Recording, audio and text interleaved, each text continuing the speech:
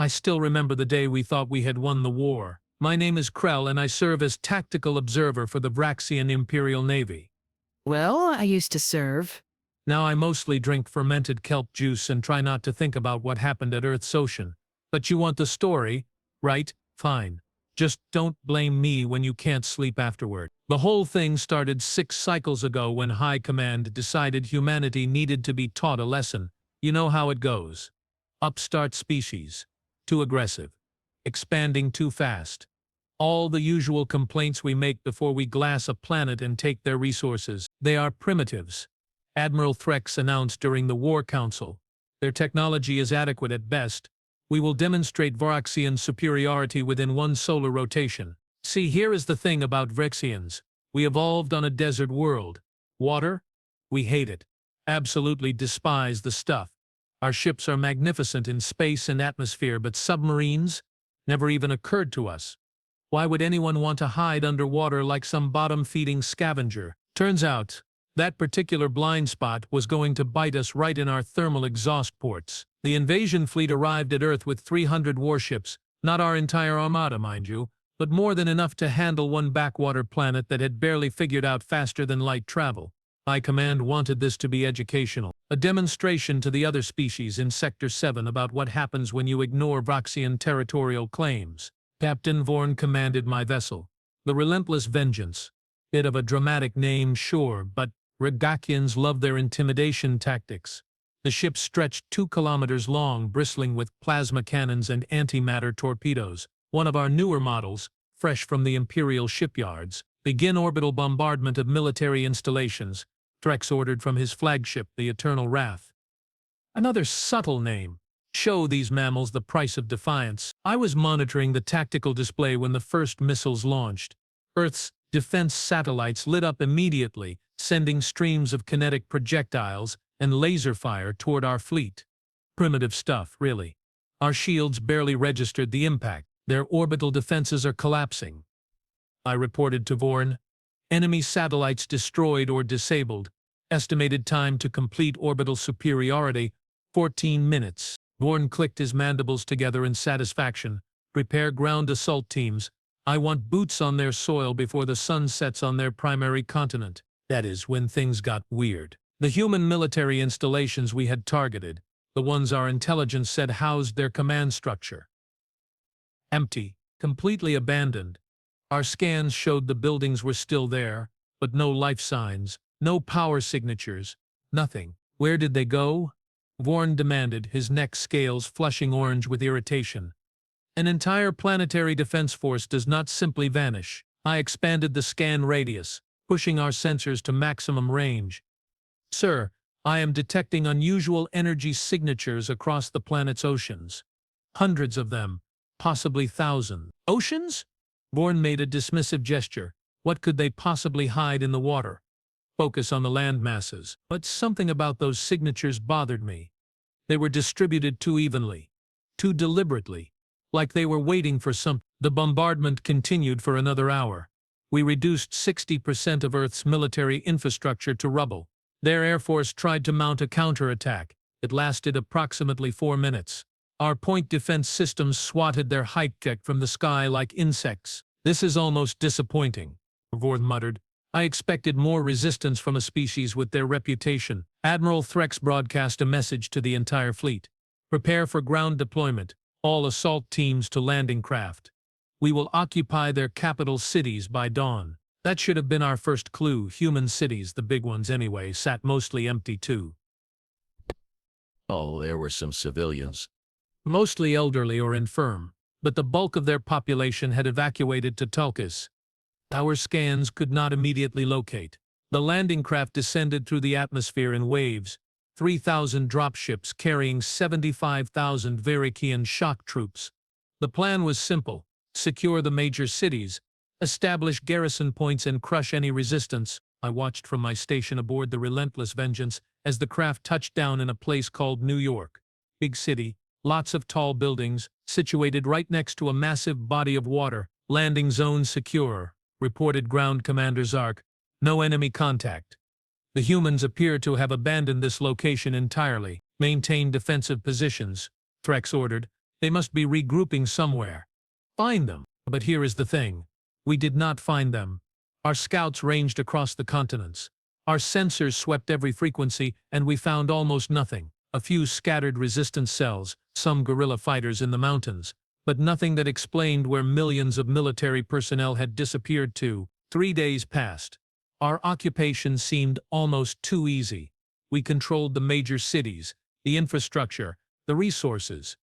Some of our commanders started getting cocky, talking about how this would be the shortest conquest in Vraxian history. I kept watching those ocean signatures. They had not moved, had not changed, just sitting there beneath the waves like dormant volcanoes. On the 4th day, everything went to hell. It started with the coastal cities, New York, Shanghai, Sydney, Mumbai, dozens of others. Our garrison forces reported unusual underwater activity. Sonar contacts. They said, lots of them. Moving fast. Probably marine life, Vort said dismissively. The planet has whales or something equally irrelevant. Then the first underwater missile broke the surface. It came up right beneath landing platform 7 in New York Harbor, punching through the reinforced hull like it was made of tissue paper. The explosion vaporized 3 landing craft and sent shrapnel through another dozen. Alarms screamed across every channel. "We are under attack," Zark shouted over the comm. "Repeat, we are under attack. Origin point underwater, approximately 2 kilometers offshore. Return fire," Threx bellowed. "Destroy whatever launched that missile." But that was the problem. We could not see what launched it. Our sensors, designed for space and atmospheric combat, could barely penetrate the ocean's surface. We could detect movement, sure, but targeting solutions, impossible. Then the second wave hit, and the third, and the fourth. Missiles erupted from the oceans like a swarm of angry metal fish. They streaked toward our positions with horrifying accuracy, slamming into landing platforms, troop carriers, supply depots. Our point defense systems engaged, shooting down maybe 30% of the incoming fire, but the rest got through. "All coastal positions report heavy casualties," someone screamed over the tactical net. "We need air support immediately." Vort turned to me, his scales now bright red with alarm. "Launch attack squadrons. Find those launch sites and obliterate them." Our fighters screamed down from orbit, the best pilots in the fleet, hooked with sensors that could spot a heat signature from 100 kilometers away. They reached the coastlines and began their attack runs, firing on anything that looked remotely suspicious. The ocean fired back. Surface-to-air missiles, hundreds of them, rose from the water in coordinated volleys. Our pilots tried to evade, but the missiles tracked them with impossible precision. I watched 63 fighters get blown out of the sky in less than 5 minutes. "What is happening?" Moore demanded. "How are they doing this?" That is when I finally understood what those energy signatures were. Not ships, not exactly submarines, yes, but not like anything in our tactical database. These were massive, sophisticated, and they had been waiting down there the entire time. "Sir," I said quietly, "I think the humans never left their planet.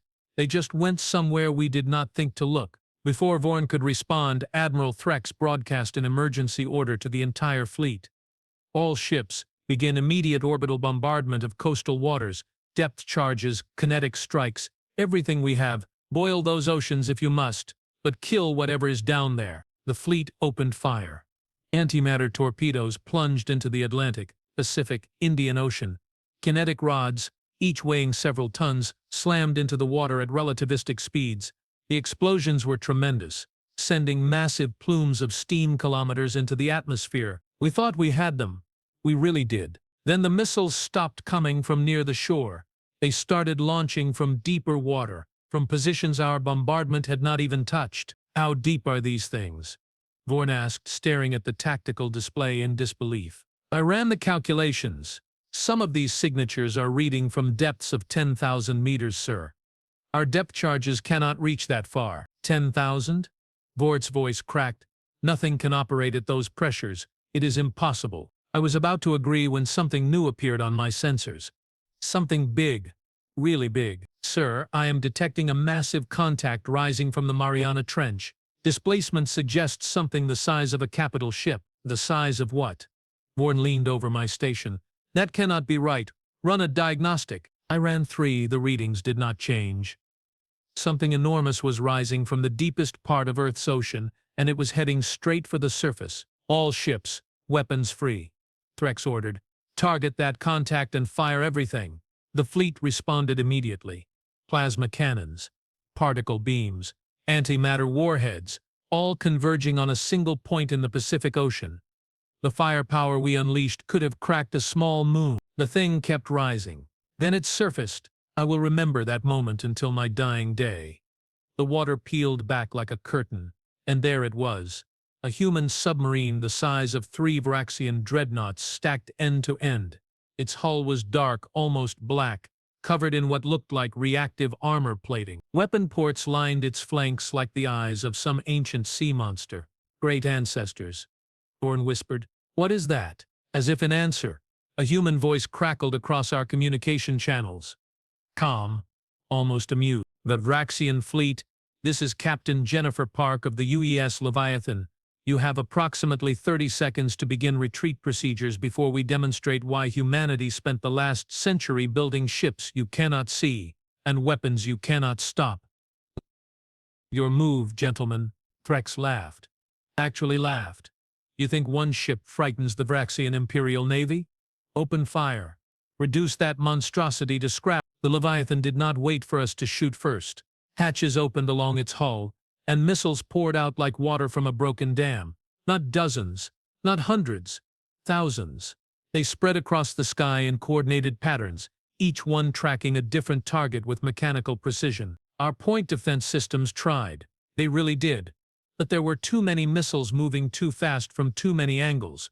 The first impacts hit our destroyers, punching through shields that were supposed to stop antimatter warheads. Secondary explosions rippled across their hulls as internal systems failed. Evasive maneuvers. Someone screamed, but capital ships do not turn on a dime. 3 destroyers vanished in balls of nuclear fire before they could even adjust their heading. Then the Leviathan fired its main guns. I do not know what humans call that weapon. Some kind of electromagnetic accelerator, I think. It launched projectiles the size of small shuttles at a significant fraction of light speed. When they hit our shields, the kinetic energy transfer was so massive it overloaded the generators instantly. The relentless vengeance shuddered as one of those rounds glanced off our port bow, tearing through 2 decks and venting atmosphere from a dozen compartments. Alarms wailed throughout the ship. "Return fire," Gorn shouted. "All batteries, target that submarine." We hit it. Direct hits with plasma cannons that should have melted through any armor. The Leviathan's shields flared but held. Then its point defense systems activated, shooting down our torpedoes before they could get within detonation range. "That is not possible," Vorn muttered, watching the tactical display in horror. "Their technology is not supposed to be that advanced." "Sir," I interrupted, "I am detecting multiple additional contacts surfacing worldwide, same profile as the Leviathan. Hundreds of them." The tactical display confirmed my worst fear. All those energy signatures we had detected, the ones sitting dormant in the oceans, they were all waking up now. Massive submarines rising from the depths, their missile hatches opening, their weapons charging. The human voice came back over the calm, still slightly amused. "Did you really think we would meet you in space, where you hold the advantage? We spent 100 years preparing for this exact scenario. While you were building bigger ships, we were building deep. While you were conquering the stars, we were conquering the abyss. You want Earth? Come and take it from the deep." Then all hell broke loose. Missiles erupted from every ocean on the planet simultaneously. Thousands upon thousands of them rising like a steel tsunami. They arced through the atmosphere with impossible coordination, targeting our ships with precision that suggested quantum-level computing. "Break orbit," Threx ordered, his voice finally cracking with panic. "All ships, emergency ascent, get us out of their range." But the humans had thought of that too. High-altitude missiles, designed specifically for orbital targets, screamed up from underwater launch platforms we had not even detected. They moved faster than anything we had encountered, accelerating at rates that should have torn them apart. I watched 5 cruisers die in the first minute. Just gone. Reduced to expanding clouds of debris and frozen atmosphere. The Eternal Wrath, Threx's flagship, took 3 direct hits that overwhelmed its shields and tore a hole through its engineering section. "All hands abandon ship," Threx screamed. "Repeat, abandon ship. This is not a drill." The evacuation pods launched, dozens of them shooting away from the dying flagship like seeds from a burst pod. Some made it, most did not. The humans were targeting the pods too. They are killing survivors, Bourne shouted, outrage finally breaking through his tactical composure. That violates every rule of warfare. The human voice came back colder now. You bombed our cities. You killed civilians. You came to our home and tried to take everything. Do not talk to me about rules, Vraxian. You wanted war. This is what war looks like when you pick the wrong enemy. Another volley of missiles launched from the Leviathan. I watched them track toward our position with horrifying certainty. Brace for impact, I shouted. The world exploded. I woke up in an escape pod, spinning slowly through space like a piece of forgotten garbage. My head felt like something had tried to crack it open with a plasma cutter. Blood drifted in little globules around the cramped interior. Probably mine, though I could not remember getting injured. The emergency systems were keeping me alive, barely pumping oxygen into the tiny capsule while my ship, the Relentless Vengeance, burned somewhere behind me, or below me. Directions get confusing when you are tumbling through orbit. I managed to activate the pod's external cameras, and immediately wished I had not. The Vraxian fleet, our magnificent armada of 300 warships, was dying.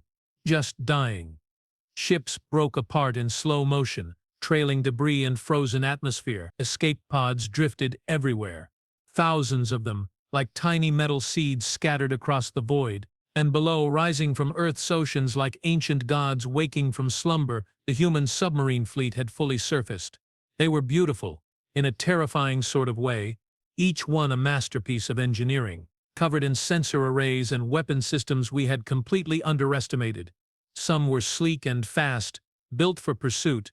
Others were massive fortresses bristling with enough firepower to level continents. All of them were currently firing at what remained of our forces. This is Commander Krell. I croaked into my pod's emergency transmitter. Is anyone receiving? Repeat, is anyone out there? Static answered me for several long seconds. Then a familiar voice crackled through, weak but alive. Krell? This is Vorn. I am in pod 732. What is our status? I checked the sensors, though I already knew the answer would be bad. We have lost approximately 60% of the fleet, sir. Another 20% is critically damaged. The humans are systematically destroying every ship that remains in low orbit. Silence. Then Vorn laughed, a bitter sound that held no humor. We were so confident. Do you remember? Threx said this would be educational. He was right, I replied. Just not the way he intended. Another voice joined the channel. Lieutenant Cora, one of our tactical specialists. I have been monitoring human communications. They are organizing a second wave. Target appears to be our remaining ground forces. That made sense, strategically. With most of our fleet destroyed or fleeing, our troops on the surface were trapped. 75,000 soldiers with no evacuation, no air support, and no orbital bombardment capability to call upon. They were sitting duck. Can we warn them? I asked, already knowing the answer. Communications are jammed, Cora reported. The humans have some kind of electromagnetic interference blanketing the entire planet. Nothing is getting through except what they allow. As if to prove her point, that same calm human voice from earlier, Captain Park, broadcast across every frequency. Attention, Vraxian forces on Earth's surface. You have exactly 1 hour to surrender unconditionally. Lay down your weapons, transmit your positions, and await collection. Any soldier who complies will be treated according to the Galactic Convention on Prisoners of War. Any soldier who continues fighting will be eliminated without mercy. You attacked our world. You killed our people, but we are not monsters. The choice is yours. I wondered how many would take that offer. Vraxians pride themselves on never surrendering, on fighting to the last warrior, but pride is easier to maintain when you think you might actually win. When you are staring down certain death, that changes perspectives pretty quickly. The hour ticked by slowly. I used the time to stabilize my pod's orbit and try to assess what remained of our fleet. It was not good. Admiral Threx was dead, his flagship nothing but wreckage. Vice Admiral Kess had assumed command of what she was generously calling the tactical retreat, which really meant running away as fast as possible while the humans let us go. Yes, let us go. That was the truly humiliating part. Those submarines could have pursued, could have hunted down every last escape pod and warship fleeing the system. But they did not. They just sat there in the water, weapons still hot, watching us run like scared hatchlings. The message was clear. They had beaten us. Decisively. Completely. And they wanted us to go home and tell everyone exactly how badly we had lost. Pods in Sector 7, this is Rescue Shuttle Perseverance, a new voice announced. We are collecting survivors. Prepare for retrieval. Thank the ancestors. I had started to worry they would leave us drifting out here. The shuttle appeared on my sensors, a battered transport that looked like it had taken several hits, but remained spaceworthy. Its magnetic grapples latched onto my pod, along with a dozen others, and pulled us into the cargo bay. The hatch opened with a hiss of equalizing pressure. I floated out, pushing off the pod's rim, and immediately collided with Vorn. He looked terrible. One of his arms hung at an unnatural angle, and his scales were charred black across half his body. "You look worse than I feel," he said, attempting humor. "I doubt that, sir." The shuttle's medic, a young technician named Krell, began treating the most seriously wounded. There were maybe 40 of us crammed into a cargo bay designed for 20. Everyone was injured to some degree. Everyone looked shell-shocked. "Did you see the size of those ships?" someone muttered. "How did they build something that large without us knowing?" "They built them underwater," I replied, my tactical mind still working despite everything. "Think about it. We scan planets from orbit. We look for industrial signatures, heat blooms, electromagnetic emissions, all the things that happen when you build ships in atmosphere or space, but underwater." Cora finished my thought, floating nearby with a makeshift bandage wrapped around her head. "The ocean absorbs most of those signatures, hides them. We were looking right at their shipyards, and never even knew they were there." Ortha made a pained sound that might have been a laugh. "Clever mammals. They turned their weakness into a strength. We hate water, so we ignored it. They used that blind spot to prepare an entire fleet we never saw coming." The shuttle shuddered as it accelerated away from Earth. Through the small viewport, I could see the planet shrinking behind us. Beautiful blue and green orb, covered mostly in the substance we despised. No wonder the humans had become so good at ocean warfare. They had more water than land. "Attention all personnel," Vice Admiral Kess's voice came through the shuttle speakers. "We are forming a convoy at Rally Point Delta. All surviving ships proceed at maximum burn. We are leaving this cursed system immediately." Nobody argued. Nobody suggested regrouping or launching a counterattack. We were done. Beaten. Humiliated. But the humans were not quite finished with us yet. As our ragtag convoy assembled, limping away from Earth at whatever speed our damaged engines could manage, another transmission came through. Not Captain Park this time. Someone different. An older voice, gravelly and hard. "Vraxian survivors, this is Admiral Richard Zhao, Supreme Commander of the United Earth Naval Forces. I want you to listen very carefully to what I am about to say, because you are going to carry this message back to your empire." The channel crackled for a moment, then continued. "You came to our world expecting an easy conquest. You thought because we were new to the galactic stage, because our technology seemed primitive, that we would be simple prey. You were wrong. Humanity has spent the last century preparing for this exact scenario. While you focused on conquering the stars, we focused on defending our home." I could hear pride in his voice, but also something else. Warning. Every ocean on Earth hides vessels you cannot detect. Every coastline has defenses you cannot breach. Every island, every reef, every underwater trench has become a fortress. You destroyed some of our cities, killed some of our people, and for that you will be remembered as enemies. But you failed. You failed completely. The transmission paused. When it resumed, the Admiral's voice had gone cold. "Go home, Vraxians. Tell your high command what happened here. Tell them that Earth is protected by a fleet they cannot see and weapons they cannot stop. Tell them that if they ever return, we will not be so merciful as to let survivors escape. This is your only warning. Humanity will not be conquered. Not by you, not by anyone." The channel went dead. Silence filled the shuttle. Nobody spoke. Nobody even moved. We just floated there, absorbing the magnitude of our defeat. "Merciful," Cora finally whispered. "He called this merciful." She was right. The humans had destroyed 60% of our fleet, killed thousands of our soldiers, and humiliated the Vraxian Empire in a way that would echo across the galaxy. And they considered it mercy. because they let some of us live to tell the tale. What would they have done if they had been angry? The convoy crawled through space, a pathetic remnant of the proud armada that had arrived just days earlier, ships with gaping holes in their hulls, hiders running on emergency power, transport vessels overloaded with survivors who had nowhere else to go. And behind us, Earth sat in its orbit, blue and peaceful, its invisible guardians watching from beneath the waves.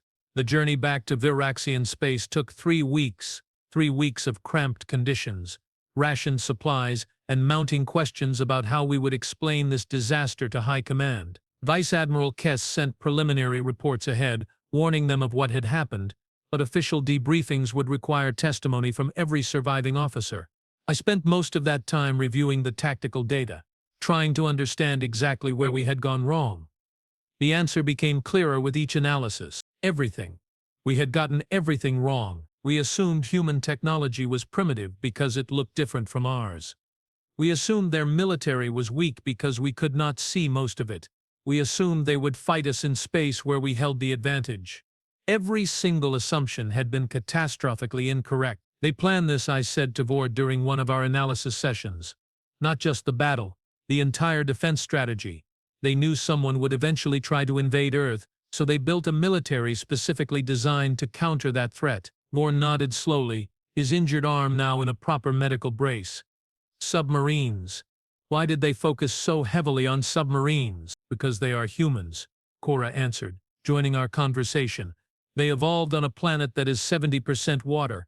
To them, the ocean is not a barrier or an afterthought. It is home, it is protection, it is a tactical advantage. She pulled up a holographic display showing Earth's ocean depths. Look at this. The Mariana Trench alone is deeper than our tallest mountains are tall. The pressure at those depths would crush our ships like empty shells, but humans built vessels that operate down there routinely. They turned the most hostile environment on their planet into a hiding place for a fleet we could not touch. Impressive, Vord admitted grudgingly. Terrifying, but impressive. The shuttle pilot called back from the cockpit, approaching the Vraxian border. Home system in 2 hours. Home. The word felt strange now. We were returning as failures, the survivors of a defeat that would reshape our empire's entire approach to warfare. The political fallout would be enormous, and it was. High Command convened an emergency tribunal the moment we arrived. Every surviving officer was questioned for hours about the battle, the tactics, the human capabilities. They did not want to believe it at first. How could primitives defeat a Vraxian battle fleet? But the evidence was overwhelming. Sensor logs, damage assessments, survivor testimony. All of it painted the same picture of a carefully planned ambush that had worked perfectly. These submarines, Grand Admiral Vex demanded during my testimony, you say they operated at depths our weapons cannot reach. Correct, sir. Some were detected at 10,000 meters or deeper. Our depth charges are rated for 3,000 meters maximum. We could not effectively engage them. And their missiles? Advanced guidance systems, possibly quantum computing based on their tracking accuracy.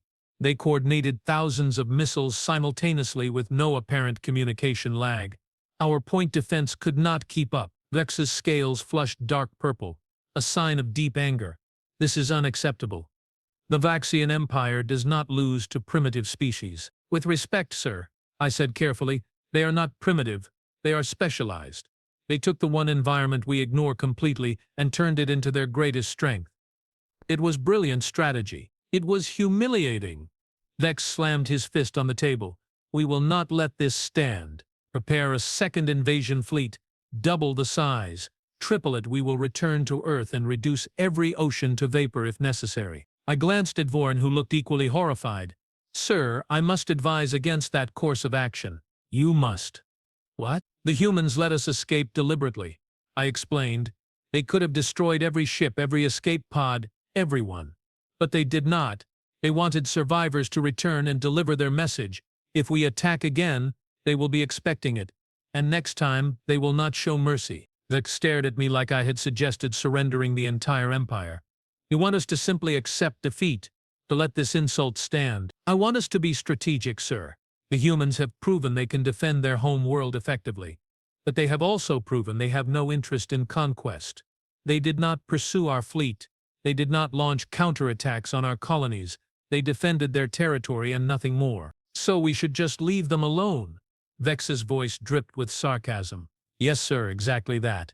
Add Earth to the restricted systems list. Mark it as defended by unconventional forces.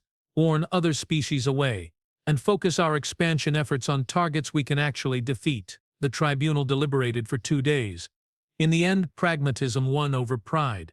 Earth was declared off-limits to Vraxian military operations. The official report called it a strategic reassessment of target priorities, but everyone knew the truth. We had lost. Badly. And we were not going back. News of the defeat spread quickly through the galactic community. Other species watched with interest as the mighty Vraxian Empire admitted, however indirectly, that it had been beaten by a relative newcomer to interstellar politics. Some laughed. Some took notes. All of them looked at humanity a little differently after that.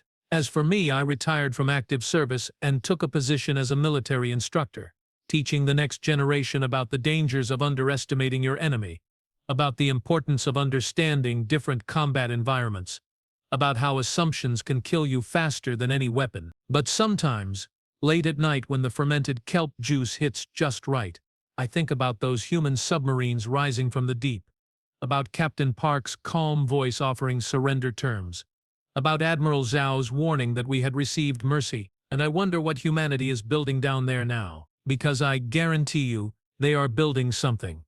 Humans do not rest on their victories.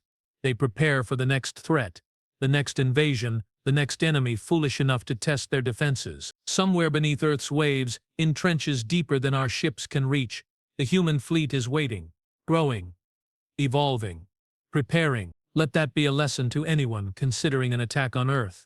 The humans do not conquer the stars. They do not need to. They have turned their home into a fortress that cannot be taken, surrounded by defenders you cannot see until it is too late. The ocean keeps its secrets well, and humanity's greatest secret is that they never stop being apex predators. They just learned to hunt in deeper waters than anyone else dared to swim. So go ahead, send your fleets, launch your invasions. Try to claim Earth for your empire. Just do not say I did not warn you. The human fleet is waiting under the waves.